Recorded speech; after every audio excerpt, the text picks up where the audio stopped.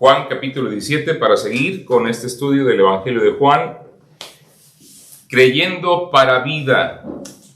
Algo que hay que recordar y hay que entender y tener siempre presente. Lo hemos repetido muchas veces, pero también para aquellos que apenas se conectan e inician con nosotros este estudio. El Evangelio de Juan fue escrito para que creamos, dice el Evangelio de Juan, capítulo 30 hacia el final, capítulo 20 hacia el final del capítulo del Evangelio. Siempre me llama la atención cómo Juan, a diferencia de otros escritores, en su introducción no plantea su propósito de su carta, sino que es hasta el final del Evangelio. Y es ahí donde Juan, con estas palabras, nos dice por qué estuvo escribiendo este Evangelio. Y déjeme leerlo, lo puedo citar, pero a veces lo citamos medio mal de memoria, pero mejor lo leemos para que no quede medio mal citado. Dice el Evangelio de Juan capítulo 20, versículo 30 y 31, hablando también de la inspiración divina y hablando también del por qué escribió exactamente lo que escribió, porque pudo haber escrito cualquier otra cosa o muchas cosas más, como él lo asevera. En el versículo 30 dice: hizo además Jesús muchas otras señales en presencia de sus discípulos, las cuales no están escritas en este libro. Pero estas se han escrito para que creáis que Jesús es el Cristo, el Hijo de Dios, y para que creyendo tengáis vida en su nombre. Creyendo para vida, por eso es el título de toda esta serie, porque el Evangelio de Juan fue escrito para que creamos que Jesús es el Cristo, el ungido de Dios, aquel que Dios envió para morir por nosotros, y para que creyendo, como dice el Evangelio de Juan, tengamos vida en su nombre. Y es significativo esto porque en Juan capítulo 17, donde se registra esta oración que el Señor Jesucristo elevó a favor nuestro, oró por él mismo, oró por la hora que estaba enfrentando, que era la traición de Judas y más adelante la aprehensión por los guardias del templo, que lo llevaron al templo inicialmente ante el concilio de los fariseos. Y después lo enviaron ante Pilato, y Pilato lo envió ante el otro gobernador romano, y después se lo regresa con Pilato. Y bueno, fueron 6 juicios falsos, de acuerdo a lo que podemos ver en la narrativa de los evangelios, que Cristo sufrió y padeció aquella noche, durante toda la noche, que fue enviado de un lado a otro, fue golpeado en un lado y en el otro, y finalmente al día siguiente fue enviado hacia la cruz. Pero esa era la hora que estaba llegando, ese era el momento en el que estaba el Señor Jesucristo enfrentando. Pero antes de enfrentarlo, termina las instrucciones que dio a sus discípulos orando.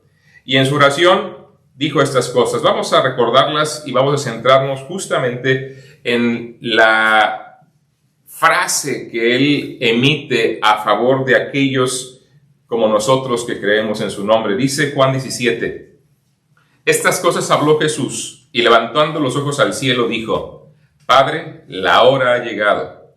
Glorifica a tu Hijo, para que también tu Hijo te glorifique a ti. Como le has dado potestad sobre toda carne, para que dé vida eterna a todos los que le diste.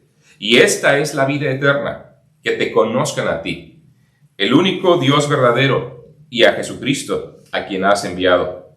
Yo te he glorificado en la tierra, he acabado la obra que me diste que hiciese. Ahora pues, Padre, glorifícame tú al lado tuyo con aquella gloria que tuve contigo antes que el mundo fuese.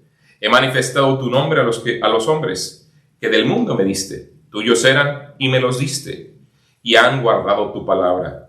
Ahora han conocido que todas las cosas que me has dado proceden de ti, porque las palabras que me diste les he dado, y ellos las recibieron, y han conocido verdaderamente que salí de ti, y han creído que tú me enviaste. Yo ruego por ellos, no ruego por el mundo, sino por los que me diste, porque tuyos son. Y todo lo mío es tuyo y lo tuyo mío. Y he sido glorificado en ellos, y ya no estoy en el mundo, mas estos están en el mundo. Yo voy a ti, Padre Santo, a los que me has dado, guárdalos en tu nombre, para que sean uno así como nosotros. Cuando estaba con ellos en el mundo, yo los guardaba en tu nombre. A los que me diste, yo los guardé, y ninguno de ellos se perdió, sino el hijo de perdición, para que la Escritura se cumpliese. Pero ahora voy a ti, y hablo esto en el mundo, para que tengan mi gozo cumplido en sí mismos. Yo les he dado tu palabra, y el mundo los aborreció, porque no son del mundo, como tampoco yo soy del mundo. No ruego que les quites del mundo, sino que los guardes del mal. No son del mundo, como tampoco yo soy del mundo. Santifícalos en tu verdad, tu palabra es verdad. Como tú me enviaste al mundo, así yo los he enviado al mundo. Y por ellos yo me santifico a mí mismo, para que también ellos sean santificados en la verdad. Mas no ruego solamente por esto, sino también por los que han de creer en mí por la palabra de ellos, para que todos sean uno, como tú, oh Padre, en mí y yo en ti, que también ellos sean uno en nosotros, para que el mundo crea que tú me enviaste. La gloria que me diste, yo les he dado, para que sean uno así como nosotros somos uno. Yo en ellos y tú en mí, para que sean perfectos en unidad, para que el mundo conozca que tú me enviaste y que los has amado a ellos como también a mí me has amado. Padre, aquellos que me has dado, quiero que donde yo estoy, también ellos estén conmigo, para que vean mi gloria que me has dado, porque me has amado antes de la fundación del mundo. Padre justo, el mundo no te ha conocido, pero yo te he conocido y estos han conocido que tú me enviaste. Y les he dado a conocer tu nombre, y lo daré a conocer aún, para que el amor con que me has amado esté en ellos y yo en ellos. Esa es la oración que el Señor realiza. Hay muchos elementos en ella. Pide por sí mismo, pide por ese momento que era crucial en su ministerio, había terminado su obra en la tierra, había realizado los milagros que identificaban o le conectaban y demostraban su deidad más bien, había instruido a sus apóstoles, les había capacitado para enfrentar la hora que estaban por enfrentar y la misión que después continuarían realizando. Estaba orando y me llama mucho esta oración cuando dicen, no ruego que les quites del mundo, sino que los guardes del mal. Hablando al Señor anteriormente diciendo que el mundo les aborrecería a ellos porque había aborrecido y sigue aborreciendo al Señor Jesucristo. Y una de las peticiones que el Señor hace para sus discípulos y en extensión para los que creemos en Él es, no ruego que los quites del mundo, sino que los guardes del mal. Quería simplemente comentar en este punto es que a veces pensamos que esta oración debería librarnos de todo tipo de mal y pensamos en el mal, por ejemplo, que tengamos un accidente, por ejemplo, que evitemos un robo o que Dios evite un robo, pero cuando analizas la palabra mal no se refiere al mal en ese sentido. La palabra griega es poneros y esta se refiere directamente al carácter de lo esencial de la maldad, que nosotros mismos no caigamos y no nos convirtamos en personas perversas, envidiosas, malvadas, que seamos arrastradas por esta corriente, insisto, que apela mucho a nuestra propia carne. No que no suframos de ninguna manera, sino que nuestro propio carácter no sea influido para ser contaminado con esas mismas tendencias, que está contaminado, pero que nos libremos de esa influencia permanente que permea el carácter del ser humano, que en general, aunque moralista, aunque socialmente aceptable, el carácter del hombre particularmente manifiesta esa perversidad cuando decide no tomar en cuenta a Dios en su propia vida. Y ese es el sentido de esta oración, porque a veces he escuchado personas que dicen, bueno, entonces si Cristo oró por nosotros de esta forma, ¿por qué estamos sufriendo? ¿Por qué no tengo trabajo? ¿Por qué tengo enfermedades? ¿Por qué mi madre murió? ¿Por qué? Y empezamos a cuestionar estas cosas simplemente por no entender a qué se estaba refiriendo el Señor, que tiene que ver su oración es que los suyos, los que creemos en Él, los que queremos ser conformados a su carácter, no seamos influidos en esa misma perversión que el ser humano y que nosotros, si nos descuidamos, somos arrastrados directamente. Tengámoslo en cuenta. Pero me llama mucho la atención y es una de las cosas que más agradezco tal vez de esta oración, que no solamente se enfoca en los creyentes, en los 11 apóstoles que estaban ahí con él y aún en los demás que le seguían, que no era ya una multitud como llegaron a seguirle. A veces se tiene la idea y la imagen errada de que cuando Cristo vino en su ministerio terrenal, toda la gente le seguía. Hubo momentos donde más de 20,000 personas le siguieron, cuando alimentó a los 5,000 varones y sin contar a sus mujeres y sus niños. Pero de inmediato, cuando empieza a enseñarles la verdad, muchos de ellos le abandonaron. Cuando Cristo les confronta y les dice, ustedes me siguen porque les di de comer, le abandonaron. Y es que es triste, pero el ser humano busca simplemente los beneficios que Dios puede otorgarle, beneficios materiales, por cierto, principalmente, y cuando no obtiene eso es cuando el ser humano decide abandonar a Dios. Porque no rescataste a mi familia, por eso no te creo. Porque no me diste el trabajo que quería, por eso no te creo. Y empezamos en esa espiral de ubicar nuestra fe en otras cosas y dejar de creer en Él porque sencillamente decimos, no me da lo que yo esperaba. Porque queremos más bien un Dios a nuestra medida. Que Dios me acepte exactamente tal cual soy, con mis pecados, con mis estilos de vida, y no que yo me conforme a lo que Él nos está enseñando en su palabra.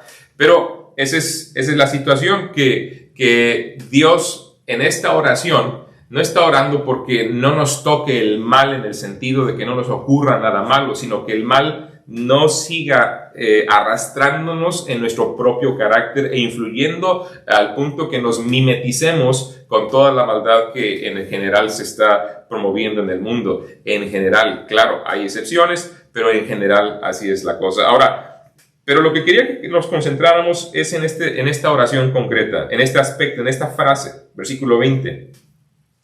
Mas no ruego solamente por estos, sino también por los que han de creer en mí, por la palabra de ellos, para que todos sean uno, como tú, oh Padre, en mí y yo en ti, que también ellos sean uno en nosotros, para que el mundo crea que tú me enviaste. Esa oración nos toca.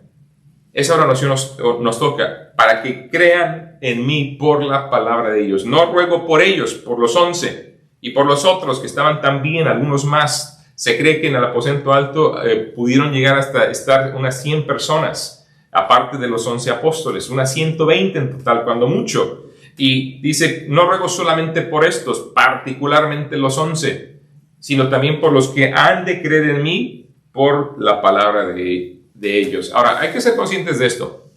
Todo ser humano posee la capacidad de creer. La fe es inherente al carácter del hombre. El problema no es creer. La pregunta es, ¿en qué depositamos nuestra confianza? Siempre, cuando hablamos de creer, normalmente está la cuestión latente que se piensa que para creer en algo es simple y sencillamente creer de manera ciega, de manera absolutamente sin evidencia alguna. Simplemente cree porque tienes que creerlo y no preguntes. La fe cristiana no es así.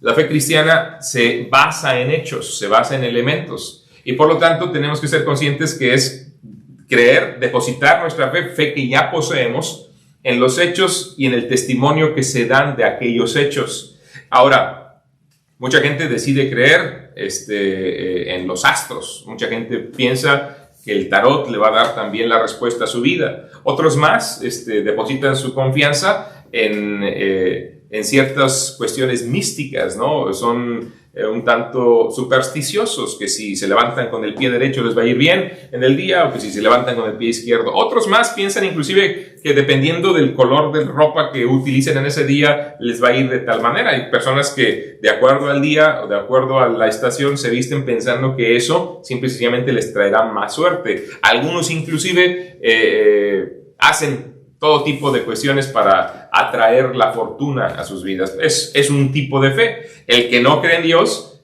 es también un tipo de fe. Es simple y sencillamente el hecho de que ha decidido creer que Dios no existe y que por lo tanto no puede haber ningún tipo de relación y conexión con ningún ser supremo, porque lo único que tenemos es lo que vemos y lo que palpamos. Esa es su fe.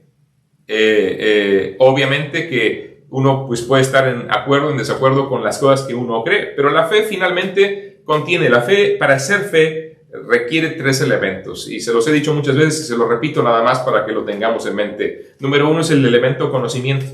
No podemos creer en algo de lo que no sabemos. Tenemos la capacidad de creer, pero no podemos no podemos creer en algo si no conocemos que ese algo existe o ese algo está ahí. Para poder tener fe en algo tenemos que saber de aquel algo, de aquella situación. El siguiente elemento es el elemento asentimiento. Cuando evalúas el conocimiento que tienes y te das cuenta que es verdad o no, y estás de acuerdo que la evidencia que tienes es suficiente para decir, sí, voy a creer en tal cosa, aceptar los hechos, las evidencias, pocas o muchas. Pero viene el elemento crucial de la fe, y el elemento crucial es el elemento apropiación. Cuando lo que sé, lo que digo que es verdad, trasciende al mero conocimiento y toca el estilo de vida que poseo, donde hago mío aquello que digo creer y me comprometo por completo, me entrego, me consagro a aquella causa o aquel asunto que digo creer. Es la apropiación, y es donde mucha gente en nuestro mundo dice que sabe que Jesucristo es el Salvador. Creen y están de acuerdo que los hechos históricos son suficientes para demostrar que esa es la realidad, pero ya viene el otro asunto, hacerse suyo, el hecho de que Él vino a salvarnos, el hecho que Él dio su vida para rescatarnos por nuestros propios pecados y que no sufriéramos la condenación, sino que Él sufrió el castigo que tú y yo merecíamos, y el apropiarnos eso que Él hizo, es ahí donde mucha gente se frena y prefiere buscar su manera de llegar a recibir el perdón, aunque aceptan el hecho de que Jesús es real, aunque aceptan el hecho de la cruz, ya no llega a trascender porque no lo hacen suyo. Y queda como un conocimiento, queda como una tradición, queda como un elemento ahí adicional de una religión vacía en muchos casos, porque no llega a tocar la vida y dar certeza para lo que será la vida una vez que pasemos de esta vida, la vida que viene después de esta vida. Pero Cristo está orando y está diciendo, no te ruego solamente por ellos, sino por los que han de creer en mí, por la palabra de Dios. Y esto ya es empezar a darnos cuenta que la oración de Cristo asegura en un sentido que muchos creeríamos en Él y muchos más lo harán. Pero esta declaración no solamente nos muestra por qué que habrá gente que creamos en Él, sino que nos muestra la manera adecuada a través de la cual creeremos y seguiremos creyendo en Él. Muchos creerán, no ruego solamente por ellos, sino también por los que han de creer en mí, y noten, ¿qué dice? Por la palabra de ellos. En otras palabras, por el testimonio que los apóstoles dieron en torno a la realidad de Jesucristo. Ellos que vivieron con Él, ellos que comieron con Él, ellos que recibieron instrucciones directas de Él, ellos que lo vieron ser aprendido y después salir huyendo ellos mismos por temer por su vida. Que en la distancia, Juan un poquito más cerca, Pedro más o menos ahí, estuvo viendo lo que acontecía de cerca. Los demás se perdieron en esa noche, se fueron a esconder, como vemos en la Escritura, y entristecidos estuvieron llorando, y aún después de la resurrección seguían sin poder dar crédito a las palabras de las mujeres que vinieron a dar testimonio que Cristo había resucitado. Hasta que Cristo no apareció delante de ellos, creyeron, y aún Tomás, que no estaba con los apóstoles en la primera instancia que Cristo se les aparece, y cuando los mismos apóstoles le dijeron que Cristo había resucitado, él dijo, si no metiere mi dedo en su mano, y mi mano en su costado, no creeré. Y Cristo en ese instante se le aparece y dice, a ver, Tomás, mete tu dedo en mi mano, mete tu mano en mi costado, y no seas incrédulo, sino creyente.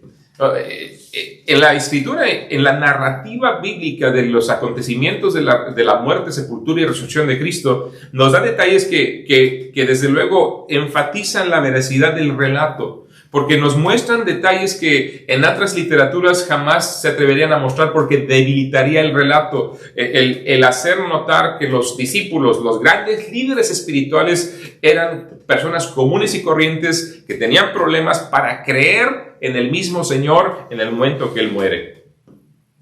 Eso ya nos muestra el peso del testimonio de estos hombres, porque al principio, aunque vivían con Él, aunque estuvieron con Él, aunque convivieron con Él y le vieron muerto, y después aún le vieron resurrecto, les costaba creer. Llegó el tiempo en el que creyeron en esa realidad y su vida fue transformada, al punto que se consagraron por completo a comunicar de una manera dinámica, de una manera continua. Dedicaron su vida para comunicar este mensaje. Cristo murió por nuestros pecados conforme a las Escrituras, fue sepultado y al tercer día resucitó de entre los muertos. Y ellos lo vieron y dieron testimonio y murieron por ese testimonio. A lo largo de toda su existencia, el resto de sus años, hasta morir, todos ellos, sin excepción, sacrificaron su vida, la entregaron para que ese mensaje fuese conocido. Ahora, ¿se dan cuenta? Cristo está orando. Está orando no solo por ellos, sino por los que habríamos de creer. ¿Cuál es la palabra que ellos entregaron para que pudiéramos creer? Los ejemplos de esas predicaciones, y digo ejemplos porque siguieron predicando y el mensaje sí fue transformándose dependiendo a la gente que estaban predicando. Cuando predicaban a los judíos, es obvio que apelando al conocimiento que el judío tenía de la ley de Dios, de la promesa del Mesías, ellos les presentaron desde luego al Mesías y aún se les ofrece el reino en las primeras predicaciones, pero cuando el judío siguió negando el corazón a Cristo, la enseñanza y instrucción se orientó después al gentil y la predicación del arrepentimiento y fe fue muy claro una y otra vez: arrepentimiento de la maldad para depositar la confianza en Jesucristo para salvación. Veamos un ejemplo en Hechos capítulo 10. Hechos no tiene 40 capítulos, ¿no? Se me resbaló ese detalle. En Hechos capítulo 10 hay uno de los ejemplos más significativos en torno a cuál era la predicación, la palabra que habrían de creer personas, la palabra que emitían los discípulos, que era el mensaje, el testimonio que estaban brindando en función a su relación con Jesucristo y que es parte de la oración que Cristo realizó por esas y por nosotros y por los que vengan también, del mensaje que habrían de creer quienes depositarían su fe. Insisto, el ser humano tiene capacidad de creer. La pregunta es simple y sencillamente en qué conocimiento, qué evidencias tenemos para creer en qué cosa. Capítulo 10 del libro de los Hechos. A ver, la porción es larga, pero tenemos que al menos explicar un poquito de lo que está pasando. Dice capítulo 10, versículo 1. Había en Cesarea un hombre llamado Cornelio, centurión de la compañía llamada la Italiana. Ahora, ya de entrada entendemos que este hombre era un soldado. Y un soldado de rango, era un centurión. Por lo tanto, este hombre tenía a su cargo al menos una centuria. 100 hombres estaban bajo su liderazgo. Pero también señala, no nada más que era un centurión, no nada más que era un soldado romano, en otras palabras, un gentil, una persona que no era judío, pero también que era de la compañía llamada la Italiana. Cuando uno investiga un poquito en la historia y nos damos cuenta de estas diferentes compañías, los que pertenecían a la compañía llamada la Italiana tenían un prestigio. Es interesante notar que el prestigio principalmente tenía que ver por su disciplina, su orden, las victorias que alcanzaban. Esta compañía no era cualquier compañía, era una compañía renombrada dentro del Imperio Romano en aquella época. Pero lo que llama más la atención es el carácter de este líder. Miren cómo lo describe la Biblia. Versículo 2. Cornelio era piadoso. Un soldado romano, un centurión piadoso y temeroso de Dios con toda su casa. Su influencia no nada más era para con la gente en su entorno, sino sobre todo en el seno familiar, el lugar más cercano, más íntimo, con toda su casa, temeroso de Dios. Y hacía muchas limosnas al pueblo, era también misericordioso. Y oraba a Dios siempre. Era una persona devota, una persona religiosa. Ahora, dice la Escritura, vio claramente en una visión, como la hora novena del día, entiéndase que son las 3 de la tarde aproximadamente, que un ángel de Dios entraba donde él estaba y le decía: Cornelio. Él, mirándole fijamente y atemorizado, dijo: ¿Qué es, Señor? Y le dijo: tus oraciones y tus limosnas han subido para memoria delante de Dios. Siempre hay discusión en torno a si Dios escucha o no las oraciones de los creyentes, de los incrédulos, de los que son de su pueblo, de los que no son. Ahora, démonos cuenta que lo que está pasando aquí es que la oración, el carácter de alguien que genuinamente busca al Señor, Dios, como es justo, se manifiesta a esa persona. No está respondiendo a la oración directa de Cornelio, está manifestándose aquel que genuinamente le está buscando, que es diferente. Envía pues ahora a hombres a Jope y haz venir a Simón, el que tiene por sobrenombre Pedro. Posa en casa de cierto Simón curtidor, que tiene casa junto al mar. Y noten el versículo 6 al final: él te dirá lo que es necesario que hagas. Se refiere a Pedro, el apóstol. Y noten que aunque Cornelio era una persona piadosa, una persona temerosa de Dios, una persona que hacía misericordia y daba y ayudaba a la gente, una persona religiosa que oraba a Dios, no le era suficiente todo lo que hacía para estar bien con Dios. Le faltaba algo y por eso Dios le manda al ángel para que él mande a pedir que viniera el apóstol Pedro para que Pedro le dijera lo que tenía que hacer. Ahora, el resto de la historia se sigue desarrollando y vamos a brincar hasta ver el momento en el que Pedro llega a la casa de Cornelio. El versículo, versículo 33. Bueno, versículo 32. Discúlpeme, versículo 31, es que el contexto es importante tomarlo, ¿no? Dice, entonces Cornelio dije, hace 4 días que estaba yo, 30, a esta hora yo estaba en ayunas y a la hora 9, mientras oraba en mi casa, vi que se puso delante de mí un varón con vestido resplandeciente y dijo, Cornelio, tu oración ha sido oída y tus limosnas han sido recordadas delante de Dios. Envía pues a Jope y haz venir a Simón, el que tiene por sobrenombre Pedro, el cual mora en casa de Simón, curtidor, junto al mar. Y cuando llegue, él te hablará. Otra vez, a Cornelio le quedó claro que Pedro tenía un mensaje que comunicar. Él le quedó claro esto. Así que luego envié por ti y tú has hecho bien en venir. Ahora pues, todos nosotros estamos aquí en la presencia de Dios para oír todo lo que Dios te ha mandado. Es importante subrayar esto. Cristo oró. No oró solamente por ellos, sino oro por aquellos que creerán en mí por la palabra de ellos. Y Pedro aquí estaba ante Cornelio, su familia y sus amigos más íntimos para comunicarles lo que Dios quería comunicar a través de Pedro.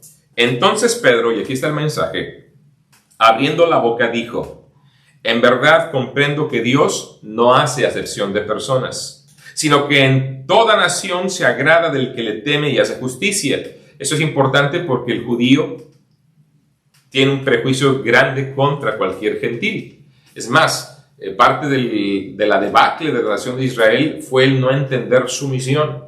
Su misión era atraer a las naciones para que creyeran en el Dios verdadero a través de vivir una vida santa y una vida devota al Señor. Pero como Dios les había mandado en varias instancias que no se mezclaran entre otros pueblos para que no fueran influidos para creer en dioses falsos, que ese era el propósito principal, el judío lo llevó a un extremo de un hermetismo donde olvidaron cuál era su misión, que era ser testimonio a las naciones de la realidad del Dios eterno.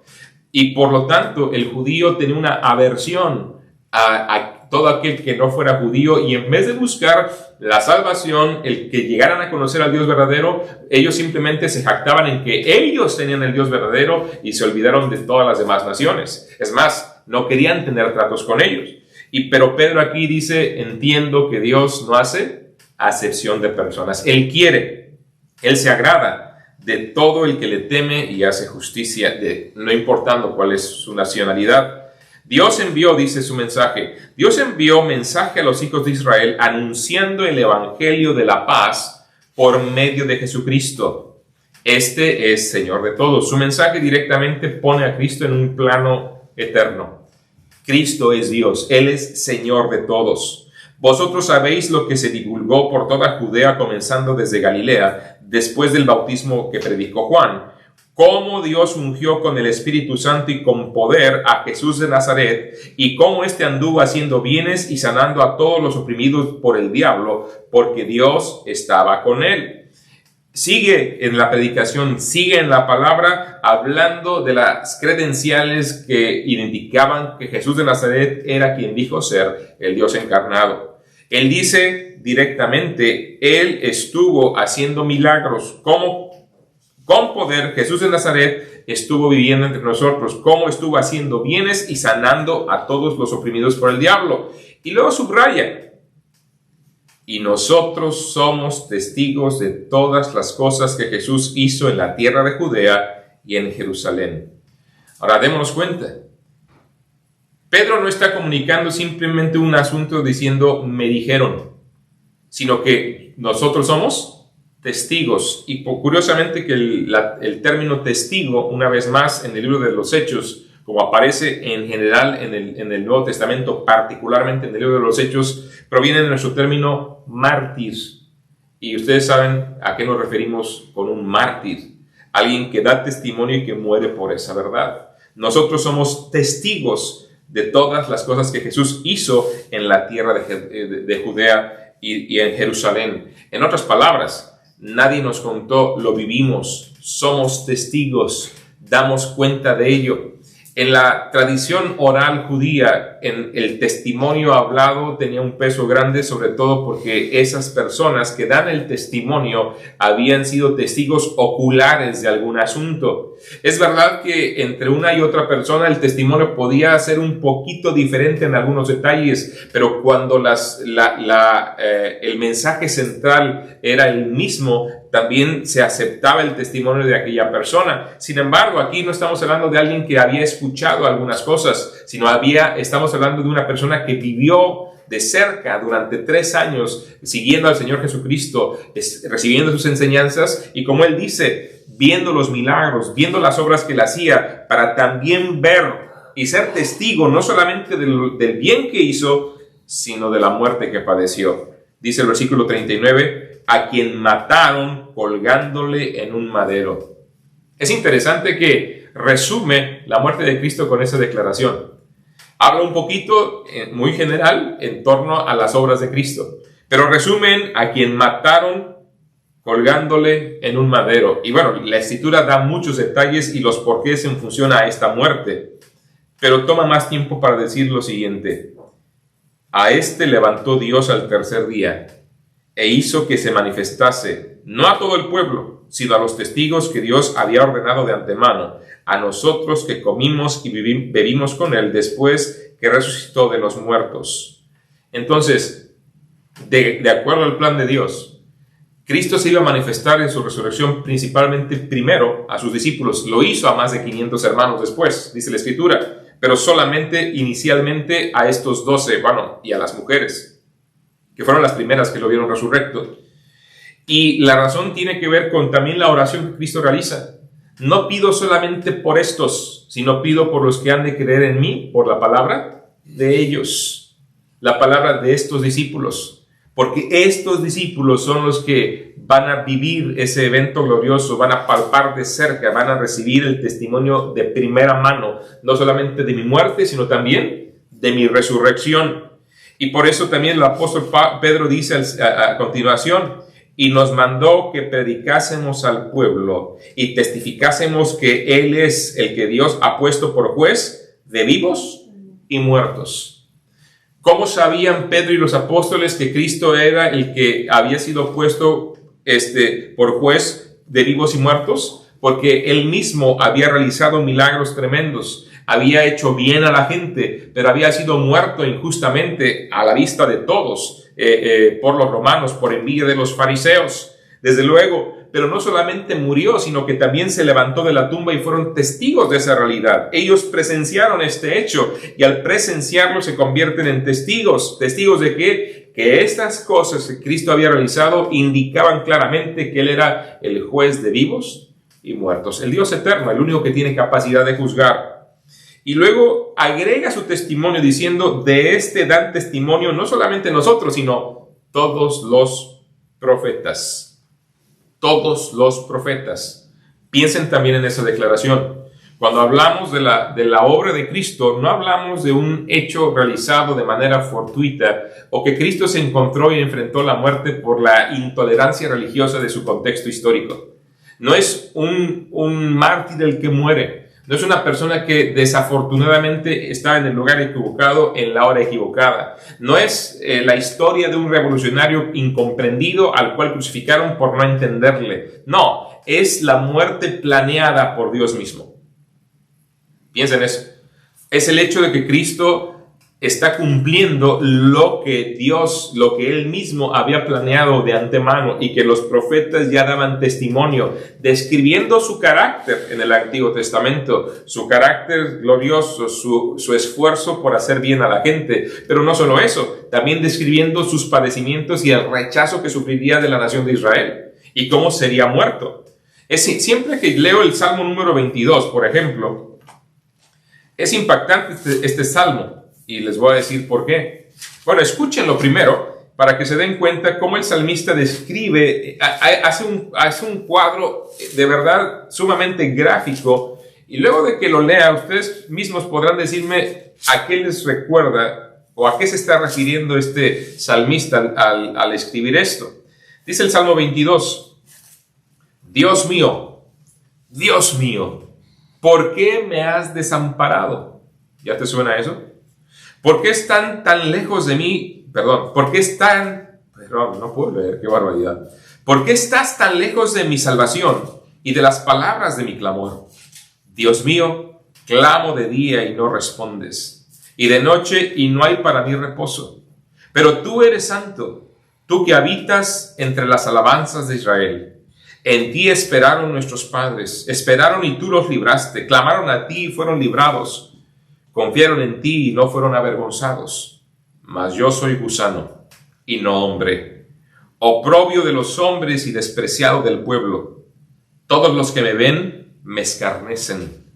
Estiran la boca, menean la cabeza, diciendo, se encomendó a Jehová, líbrele él, sálvele, puesto que en él se complacía. Pero tú eres el que me sacó del vientre, el que me hizo estar confiado desde que estaba en los pechos de mi madre. Sobre ti fui echado desde antes de nacer, desde el vientre de mi madre, tú eres mi Dios. No te alejes de mí, porque la angustia está cerca, porque no hay quien ayude. Me han rodeado muchos toros, fuertes toros de Basán me han cercado. Abrieron sobre mí su boca, como león rapaz y rugiente. He sido derramado como aguas y todos mis huesos se descoyuntaron. Mi corazón fue como cera, derritiéndose en medio de mis entrañas. Como un tiesto se secó mi vigor y mi lengua se pegó a mi paladar. Y me has puesto en polvo de la muerte, porque perros me han rodeado, me han cercado cuadrilla de malignos. Horadaron mis manos y mis pies, contar puedo todos mis huesos. Entre tanto ellos me miran y me observan. Repartieron entre sí mis vestidos y sobre mi ropa echaron suertes. Mas tú, Jehová, no te alejes, fortaleza mía. Apresúrate a socorrerme, libra de la espada mi alma, del poder del perro mi vida. Sálvame de la boca del león y líbrame de los cuernos de los búfalos. Anunciaré tu nombre a mis hermanos. En medio de la congregación te alabaré. Los que teméis a Jehová, alabadle, glorificadle descendencia de toda de Jacob y tenedle vosotros descendencia toda de Israel. Temedle, porque no menospreció ni abominó la aflicción del afligido, ni de él escondió su rostro, sino que cuando clamó a él, le oyó. Ahora noten, en el versículo 1, Dios mío, ¿por qué me has desamparado? Luego dice, versículo 6, mas yo soy gusano y no hombre, oprobio de los hombres y despreciado del pueblo. Todos los que me ven me escarnecen, estiran la boca, menean la cabeza, diciendo, se encomendó a Jehová, líbrele él, sálvele, puesto que en él se complacía. Luego el versículo 14, he sido derramado como aguas, y todos mis huesos se descoyuntaron. Mi corazón fue como cera derritiéndose en medio de mis entrañas. Como un tiesto se secó mi vigor y mi lengua se pegó a mi paladar y me has puesto en el polvo de la muerte. Horadaron mis manos y mis pies. Contar puedo todos mis huesos. Entre tanto ellos me miran y me observan. Repartieron entre sí mis vestidos. Ahora, es claro el cuadro que está describiendo. Es el cuadro de la crucifixión.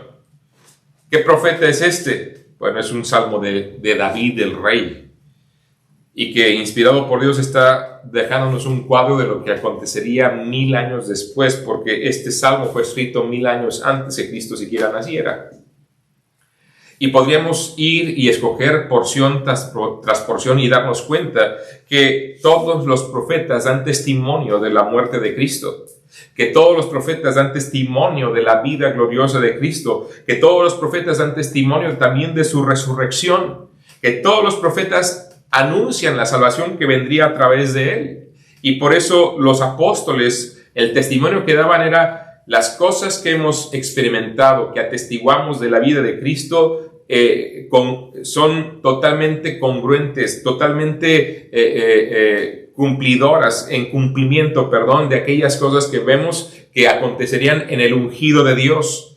Y el Señor les está dando la misión de dar testimonio de esa realidad, y estos testigos, que son los apóstoles, están dando testimonio de lo que vivieron y cómo las evidencias, las credenciales de Cristo eran claramente las mismas que el Antiguo Testamento narra que debería tener el Mesías prometido.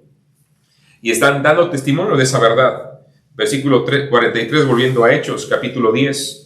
De este dan testimonio todos los profetas, que todos los que en él creyeren recibirán perdón de pecados en su nombre. Y otra vez volviendo a la palabra, Cristo estaba orando y diciendo: Señor, no te ruego solamente por estos, por los 11, Juan 17, 20, sino que te pido por aquellos que creerán en mí por la palabra de ellos.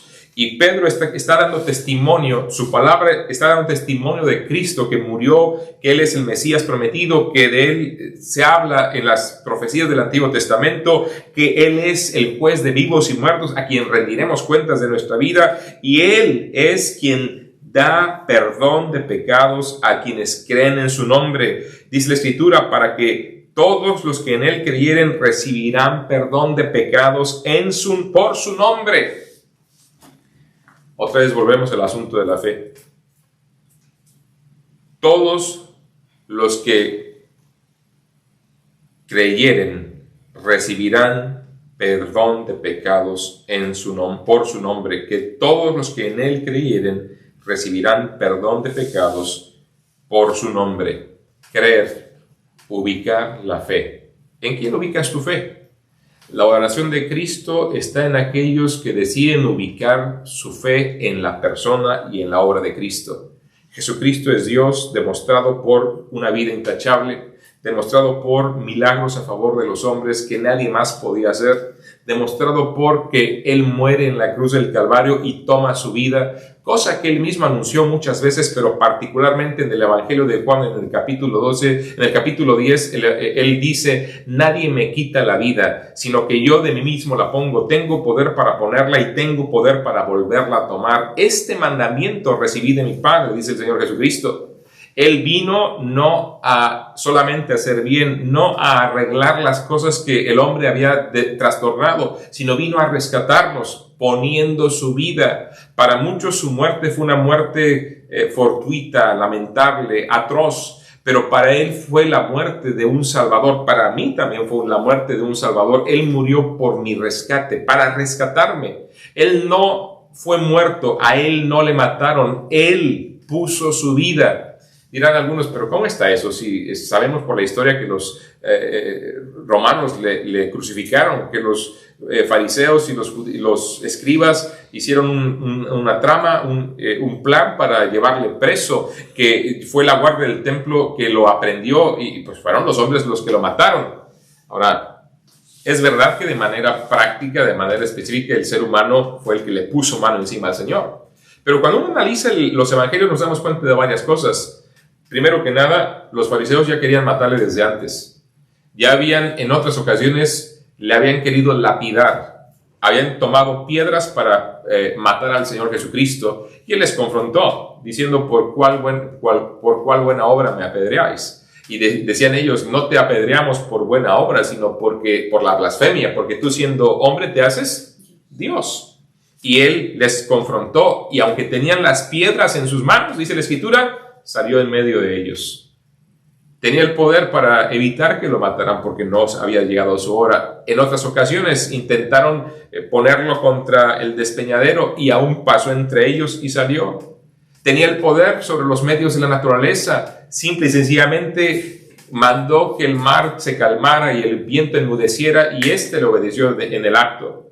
Tenía el poder sobre la vida y la muerte. Simplemente clamando a gran voz, devolvió la vida a aquel su amigo Lázaro, que tenía 4 días que había estado muerto. A la hija de Jairo también la levantó de los muertos. Al hijo de la viuda también lo levantó de los muertos. Pero aparte de eso, hombres con enfermedades tremendas, el hombre de la mano seca, se la restituye de una manera total.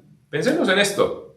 A veces en los supuestos milagros modernos que hacen en algunas iglesias, donde alguien sale alabando a Dios porque le puso una amalgama de oro, dices tú, bueno, si de verdad hubiera sido Dios, créeme que no te hubiera puesto una amalgama de oro, te hubiera puesto una dentadura completa, no de oro, sino nuevecita, hecha perfecta, porque hubiera sido su obra. Esas obras que dicen que hace, pues realmente habría que preguntar realmente la fuente de la cual proceden, que no se parece a la fuente que la Biblia dice que es la divina, para nada.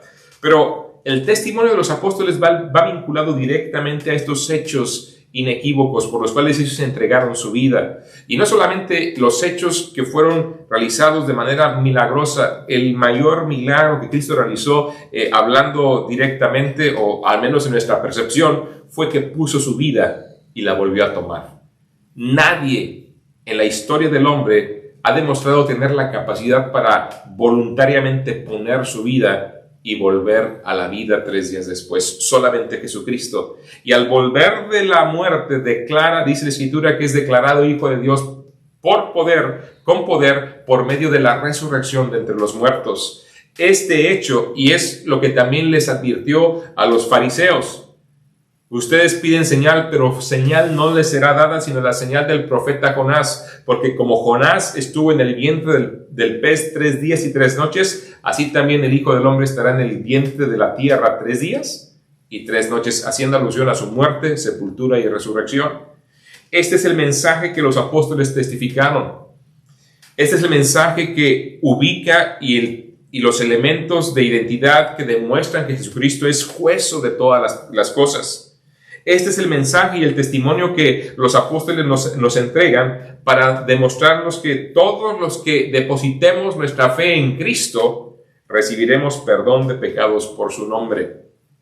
Es el mensaje que recibió Cornelio y es el mensaje que ellos recibieron, y que por lo tanto llegó el perdón a la vida de ellos y de los que con ellos estaban cuando creyeron, dice la Escritura, porque mientras ellos hablaban, llegó el Espíritu Santo. Mientras Pedro hablaba, llegó el Espíritu Santo entre ellos, y luego Pedro, dándose cuenta, después les bautizó.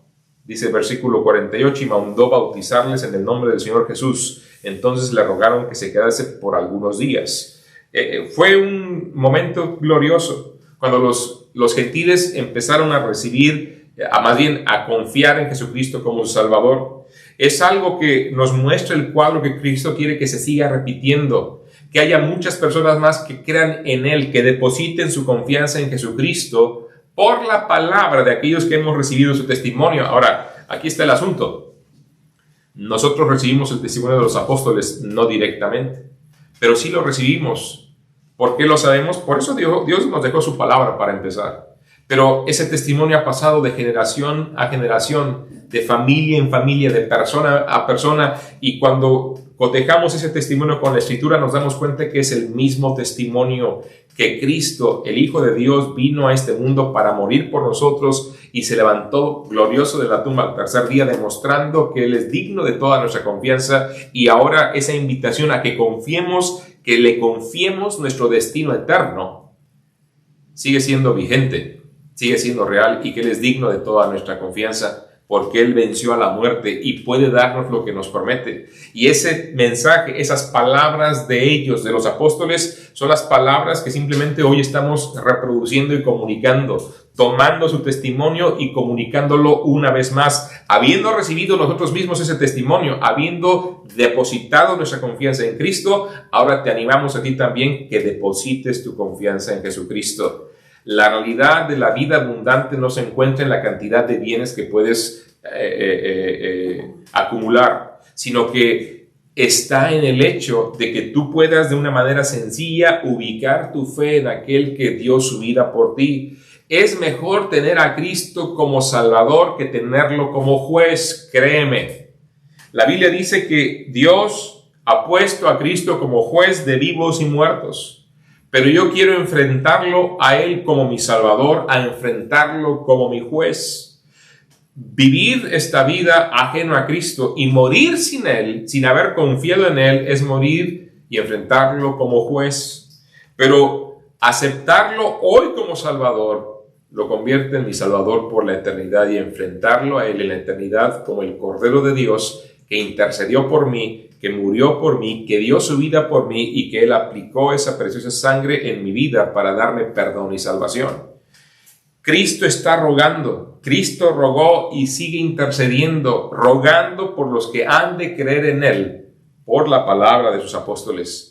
Y hoy simplemente les he compartido esa palabra que los apóstoles han dado y que una vez más puede ser tuya. El testimonio de los apóstoles puede ser tu testimonio también.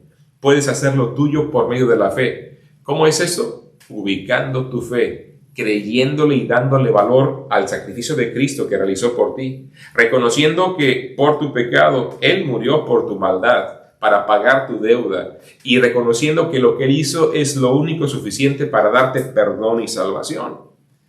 Él simplemente te pide eso, que le confiemos, que creamos en su nombre, que creamos quién es Él, qué hizo por nosotros y que es suficiente para salvarnos. No nos pide otra cosa. Ahora dirás, no, pero sí hay otras cosas. Claro que habrá otras cosas. Cuando uno cree en alguien, uno cree en su palabra, y en su palabra hay tantas cosas más que son para nuestro beneficio, que cuando decidimos creer en Él, también queremos seguir conociéndole, queremos seguir sabiendo de lo que Él espera de nosotros y queremos vivir conforme a lo que Él nos enseña que deberíamos vivir para agradarlo a Él quien dio todo por nosotros. Pero no nos olvidemos, se inicia por arrepentirnos de nuestra maldad y confiándole a Él nuestro destino eterno, Él que murió para salvarnos. Ese es el mensaje de la fe, ese es el mensaje primario del cristianismo, que debe tocar cada vida y que debe transformar cada pensamiento para que no solamente seamos suyos y tengamos perdón, sino para que también Él reine en nuestras vidas y pueda ayudarnos a guiar cada paso que damos mientras estamos con Él.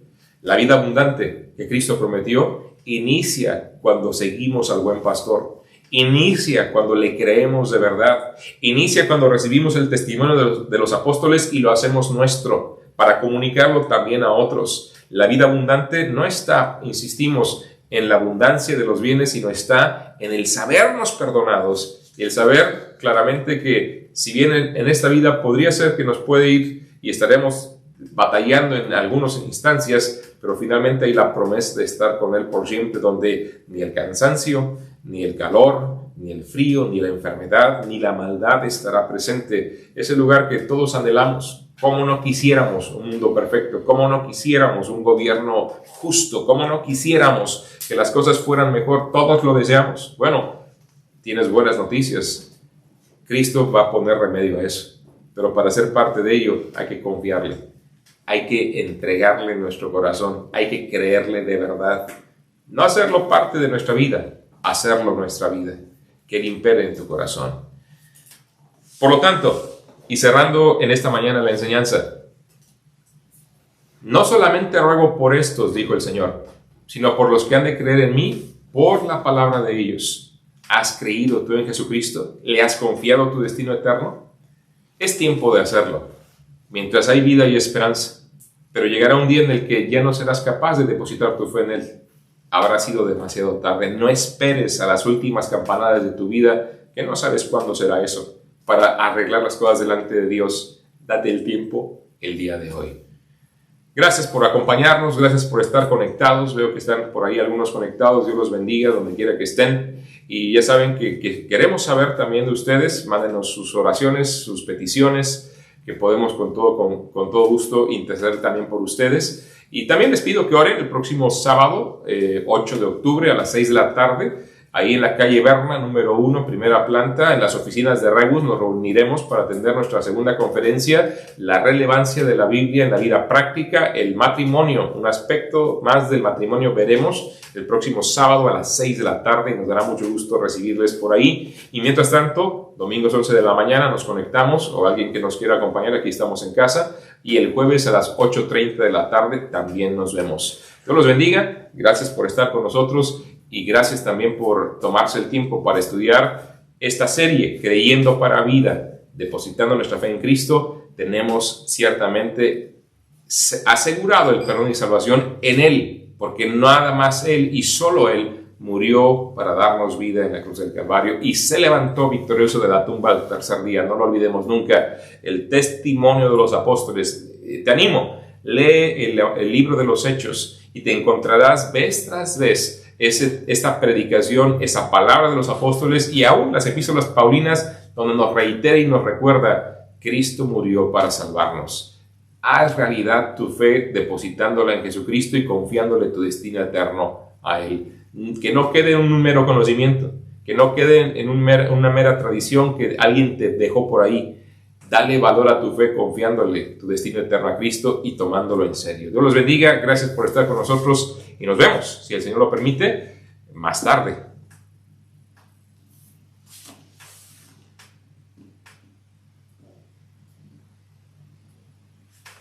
Vino una visita, un pajarito, ahí estaba.